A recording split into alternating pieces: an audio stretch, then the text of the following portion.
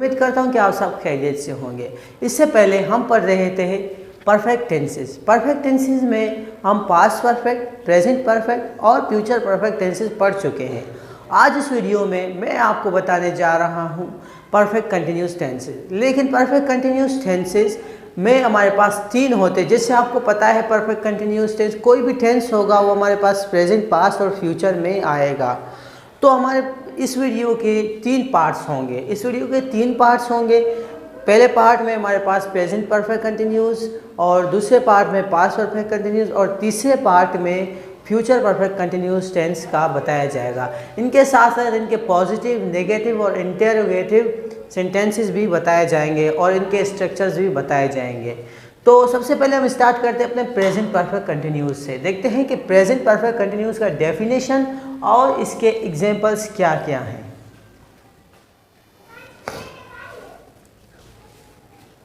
जैसे कि आपके सामने प्रेजेंट परफेक्ट कंटिन्यूस टेंस का डेफिनेशन लिखा गया है, और आइए देखते हैं कि प्रेजेंट परफेक्ट कंटिन्यूस का डेफिनेशन क्या कह रहा है। The definition of present perfect continuous says it shows an action as it was in past perfect. और परफेक्ट टेंसेस में, सारे परफेक्ट टेंसेस में यही चीज़ था कि भाई ये कोई काम को ज़ाहिर करता है। ठीक है, कौन से काम को ज़ाहिर करता है? विच एक्शंस विच वाज स्टार्टेड, वो काम जो माजी में शुरू हुए। प्रेजेंट परफेक्ट टेंस वो काम ज़ाहिर करता है जो माजी में शुरू हुए, यानी पास्ट में शुरू हुए, और still in progress and are still in progress. Okay, in present यानी अभी तक हाल में, इस मौजूदा ज़माने में भी वो प्रोग्रेस हैं, जारी हैं, आज तक वो जारी हैं। यानी माजी में जो काम शुरू हुए और आज तक जारी हैं, तो उसे कहते हैं प्रेजेंट परफेक्ट कंटिन्यूस टेंस से हम ज़ाहिर करते हैं वो काम को। ठीक है, जैसे कि हमारे पास एग्जांपल्स हैं। ठीक है, आप एक स्कूल में पास्ट में एडमिशन आपने ली, आप तब से पढ़ रहे हैं और आज तक आप पढ़ रहे हैं। जुमले बनाएंगे। ठीक है, आप जैसे कहेंगे कि भाई मैं किसी जगह में, किसी इदारे में इतने ज़माने से पढ़ रहा हूँ, या उस अरसे से, इतने अरसे से पढ़ रहा हूँ। तो ये सारी चीज़ों को किस तरह ज़ाहिर करेंगे, आइए देखते हैं जुमलों की तरह। ठीक है, जुमलों से तो हमारे पास जो जुमला होगा, जुमला स्ट्रक्चर, सबसे पहले हम पॉजिटिव स्ट्रक्चर लिखेंगे, पॉजिटिव स्ट्रक्चर, और फिर इसके नेगेटिव, फिर इसके इंट्रोगेटिव स्ट्रक्चर लिखेंगे। ठीक है, पॉजिटिव फार्मूला क्या कहता है? ठीक है, पॉजिटिव फार्मूला सब्जेक्ट है हमारे पास, फिर है has, have, and then verb की third form. Okay, and then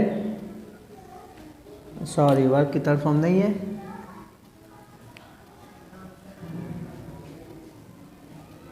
been,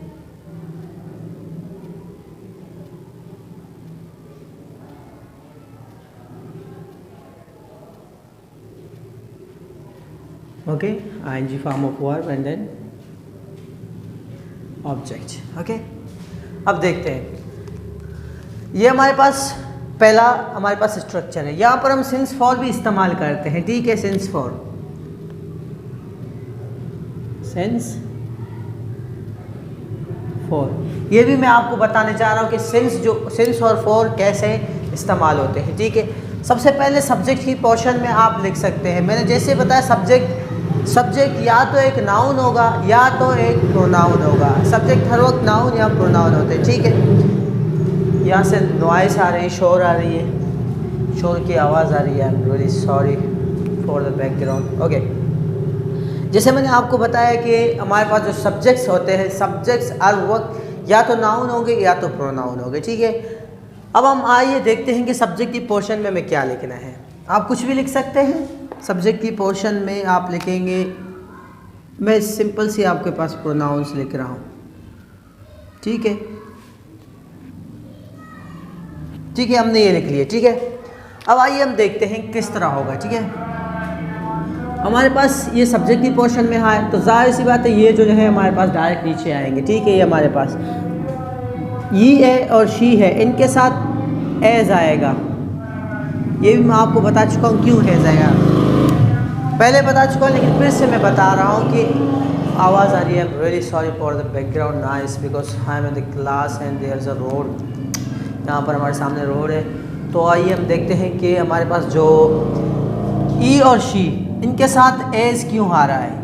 as इसलिए आ रहा है कि ये हमारे पास थर्ड पर्सन सिंगुलर है, ठीक है, थर्ड पर्सन सिंगुलर। तो थर्ड पर्सन सिंगुलर में हमारे पास हर वक्त, ये भी मैं आपको बता चुका हूँ कि थर्ड पर्सन सिंगुलर क्या होता है।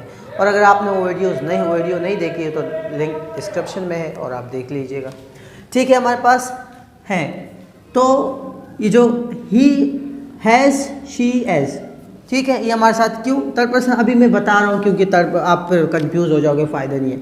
तो ये जो हमारे पास ई है, शी है, ये हमारे पास थर्ड पर्सन सिंगुलर है। ये हमारे पास क्योंकि ई है, ये एक बंदा है और वो हाजिर नहीं है, तो इसलिए हम इसके लिए हैज़ इस्तेमाल करते हैं, ठीक है। तो हम इसके जुमले को कंप्लीट करते हैं। इसको वापस इधर बीन को इधर ही लिखते हैं, ठीक है, बीन को इधर ही लिख लेते हैं। वर्ब की फोर्थ फॉर्म है, यानी आईएनजी फॉर्म ऑफ वर्ब है, तो हम आईएनजी फॉर्म ऑफ वर्ब लिखेंगे। कोई भी वर्ब लिखो, he has been studying, okay, we can use since for after this, okay, English,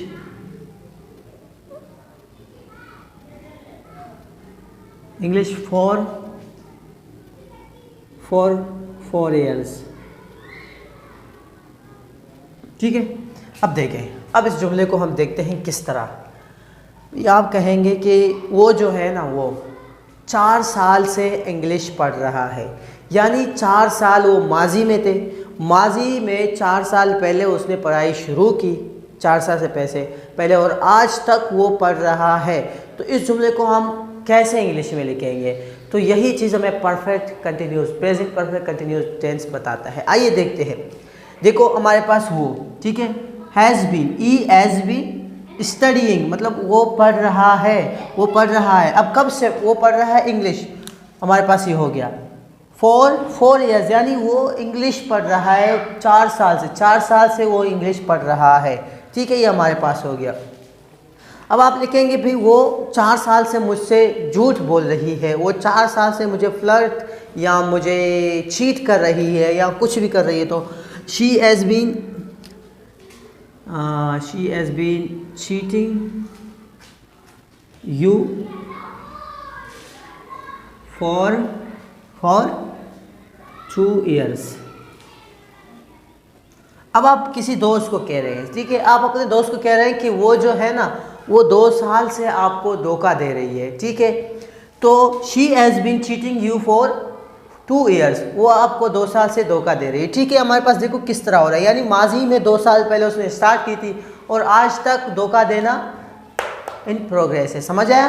फिर हम देखते हैं, अब हम सिंस को इस्तेमाल करते हैं। सिंस कैसे पता चलता है? सिंस और फॉर में डिफरेंस मैं बता रहा हूँ, ठीक है। यहाँ पर एक और जुमला लिखते हैं फिर पता चले। वी हैव, ठीक है, वी हैव बीन इसी तरह आएगा। वी हैव क्यों आया? क्योंकि हम जो हैं, वी का मतलब है हम, और हम हैं जो एक से ज़्यादा है, ठीक है। अब समझ आया, क्लियर हुआ। We have been learning English since 2007, okay, no, 2017, okay। अब देखो, हम 2017 से इंग्लिश पढ़ रहे हैं, ठीक है, हम 2017 से इंग्लिश पढ़ रहे हैं। अब इसको आप किस तरह बोलेंगे? जाहिर सी बात है, अब अगर आप स्टार्टिंग डेट बताएंगे, अब अगर बताएंगे कि भाई मैं फ़लाँ डेट से मैंने स्टार्ट किया है, तो आप इसको सिंस से बताएंगे, ठीक है, सिंस से। और अगर आप बताएंगे मैंने इतने साल पहले से स्टार्ट किया है, मुझे इतने साल हो रहे हैं, मेरे ये काम जारी है, तो आप फॉर इस्तेमाल करें। आइए देखते हैं। अगर आप बोलोगे मैंने 2017 से इंग्लिश पढ़ना शुरू किया है, मैं 2017 से इंग्लिश पढ़ रहा हूँ, I have been learning English, मैं 2017 से इंग्लिश सीख रहा हूँ। I have been learning English since 2017, okay. फिर ये हमारे पास हो गया। और फिर अगर आप इसको करेंगे कि भाई मैं 3 साल से पढ़ रहा हूँ, वी हैव बीन अगर आप कहेंगे कि भाई हम 2017 से इंग्लिश पढ़ रहे हैं, हम 2017 से इंग्लिश पढ़ रहे हैं या सीख रहे हैं, we have been learning English since 2017, okay. अगर आप कहेंगे हम 2017 अगर आप कहेंगे हम 3 साल से इंग्लिश सीख रहे हैं, तो जाहिर सी बात है 3 साल क्या आप कहेंगे, यानी आप टाइम पीरियड बताएंगे, टाइम ड्यूरेशन बताएंगे तो आप फॉर इस्तेमाल करेंगे, और अगर आप स्टार्टिंग टाइम बताएंगे तो आप सिंस का इस्तेमाल करेंगे, ठीक है। आइए हम फिर से इसको कर लेते हैं, लेकिन बता रहा हूँ। तो आप बताओगे कि भी आप जो है यू हैव बीन, ठीक है, you have been learning English since 2000, okay. आप 2000 से 2000 जो कैलेंडर होता है, ठीक है, आप उससे इंग्लिश सीख रहे हैं, ठीक है, उन तारीख से इंग्लिश पढ़ रहे हैं। अगर आप ऐसे कहें कि भाई आपको 17 साल हुए हैं, आप इंग्लिश पढ़ रहे हो, सीख रहे हो, तो आप इसको किस तरह कहेंगे, ठीक है, हम देखेंगे। 20 साल हो रहे, ठीक है, आप देखते हैं किस तरह होगा, ठीक है। तो अब आप कह रहे हैं कि आपको 20 साल हो रहा है, आप इंग्लिश पढ़ रहे हो, तो ठीक है, हम इसको रिमूव कर लेते हैं, देखते हैं। You have been learning English, आपको 20 साल हो रहा है, तो आप एग्जैक्ट डेट बताएंगे। तो you have been learning English for 20 years, okay. इस तरह अगर आप कहेंगे आप 2000 से इंग्लिश पढ़ रहे हैं, तो आप क्या कहेंगे, सिंस 2000, ओके। या तो आप कहेंगे 2015 से, तो आप सिंस 2015, ओके, इस तरह। लेकिन हाँ, मैं भूल गया, हमारे पास इंटरोगेटिव और नेगेटिव भी बचे हुए हैं, तो ठीक है, इसको आप नोट कीजिएगा और फिर हम लिखेंगे इंटरोगेटिव और नेगेटिव, ठीक है, ठीक है। तो अब हम इसको यहाँ से रिमूव कर लें। नेगेटिव है, नेगेटिव जैसे मैंने आपको बताया था कि सेंटेंस के 5 टाइप्स होते हैं, और 5 टाइप में से 3 कॉमन टाइप्स होते हैं, यानी नेगेटिव, इंटरोगेटिव और पॉजिटिव यानी अफर्मेटिव, इस तरह।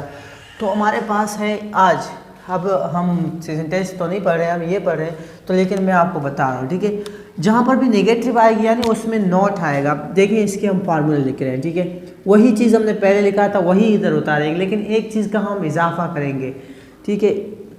अब देखें एव और एज वही है।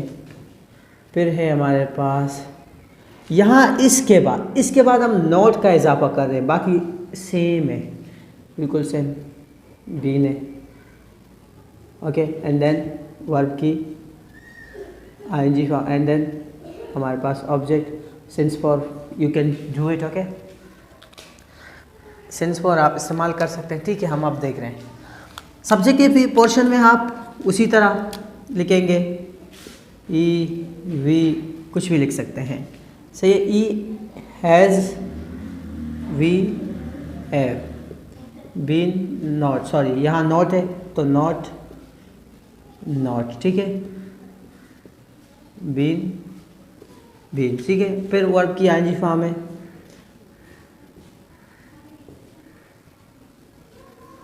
लर्निंग,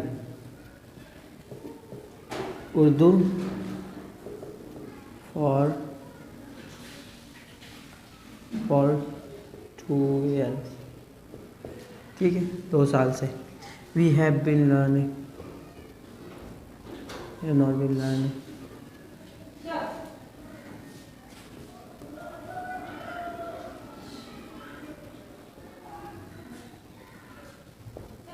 ठीक है। ये हमारे पास हो गया, ये नेगेटिव हो गए। अब आइए इसको थोड़ा एक्सप्लेन कर लेते हैं। हमारे पास अगर ये नोट्स नहीं हो, फ़र्ज़ करिए ये नोट्स नहीं है, ठीक है, तो फिर ये हमारे पास क्या है, पॉजिटिव सेंटेंस है, पॉजिटिव है। बस हम नेगेटिव में क्या करते हैं, ये जो एज और एव है इसके बाद नोट का इजाफा कर लेते हैं, ठीक है। अब इसको हम ट्रांसलेट कर लेते हैं। देखिए he has not been learning Urdu for 2 years। वो 2 साल से उर्दू नहीं पढ़ रहा है, नहीं सीख रहा है। वो 2 साल से उर्दू नहीं सीख रहा है। सिंपल। अगर हम नोट नहीं डालेंगे तो वो 2 साल से उर्दू सीख रहा है। सिंपल। अगर हम नोट फिर से वी में डालेंगे तो we have not been learning Urdu since 2019। Okay, हम 2019 से उर्दू नहीं सीख रहे हैं। अगर आप इसको नोट डालेंगे तो आप नोट नहीं डालेंगे तो हम इस तरह कहेंगे we have been learning Urdu since 2019, यानी कि हम इंग्लिश 2019 से सीख रहे हैं। इस तरह, ठीक है। ये हमारे पास नेगेटिव का भी एक्सप्लेनेशन हो गया। अब इंटरोगेटिव में क्या होगा? इंटरोगेटिव में ये जो आपकी है ना, ये पहले आएंगे, ठीक है, और ये जो आपकी है ये दूसरे बार आएगी, ये पहली बार, बाकी सब उसी की तरह। ये जो नोट है ये तो नहीं होगा, जाहिर सी बात है, ठीक है। आइए देखते हैं। इसकी फार्मूला मैं लिख रहा हूँ और इसकी जो डेफिनेशन सॉरी इसकी जो जुमले हैं बाकी आप खुद लिख लेना। इंटरोगेटिव,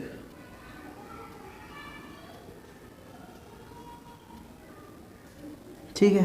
अब देखो ये हमारे जो है पहले आ रहे हैं।